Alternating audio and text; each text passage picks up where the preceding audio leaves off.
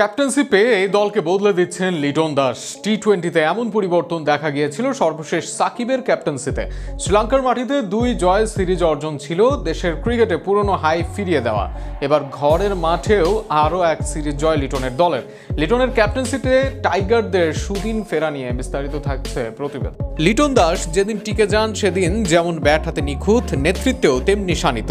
শ্রীলঙ্কার মাটিতে 3 ম্যাচের সিরিজের শেষ 2টি ম্যাচ জিতে দলকে সিরিজ জয়ের আনন্দ দিয়েছিলেন। এবার ঘরের মাঠে পাকিস্তানের বিপক্ষে টানা 2 ম্যাচে জয় তুলে নিয়ে সিরিজ নিশ্চিত করলেন তিনি। সব মিলিয়ে অধিনায়ক লিটনের অধীনে বাংলাদেশ দল পেয়েছে টানা 4টি টি-20 জয়, যা নিঃসন্দেহে তার নেতৃত্ব গুণের বড় প্রমাণ। লিটনের ক্যাপ্টেন্সির সবচেয়ে বড় দিক ছিল তার বোলার ব্যবহারের কৌশল।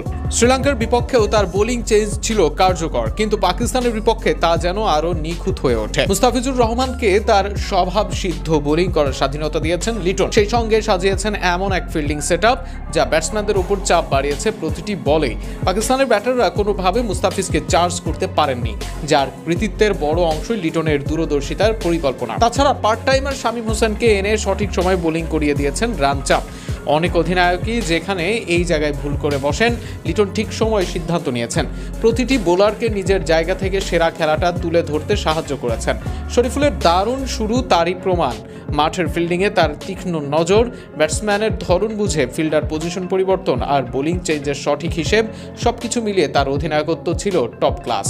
তবে ক্রিকেট এমন এক খেলা যেখানে শুধুমাত্র ভালো নেতৃত্ব দিয়েই সবকিছু জয় করা যায় না।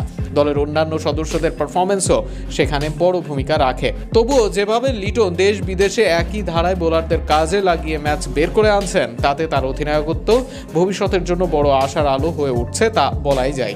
কেননা ক্রিকেট থেকে মুখ ফেরানো দর্শকরা চোখ তুলে তাকিয়েছে লিটন অধিনায়ক হিসেবে সফলতা এনে দেওয়ার পরেই।